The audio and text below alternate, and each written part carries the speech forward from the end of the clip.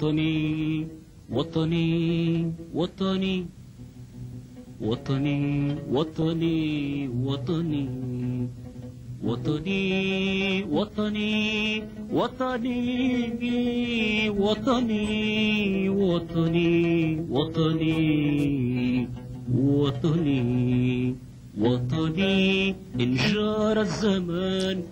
في صبيحة 27 ماي 1987 بينما كان الطلبة يستعدون لعطلة العيد، كان الطالب مصطفى الحجلاوي يهزه الشوق إلى أمه وإخوته بسيدي بوزيد بعد غياب طويل.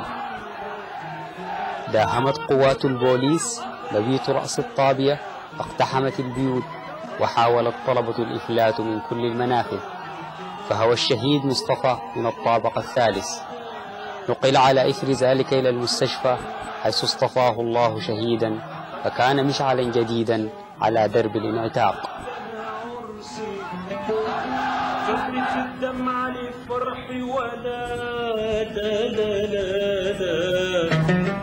تذرف الدمع علي، تذرف الدمع علي، تذرف الدمع علي. بن عثمان في وسام بورقيبة.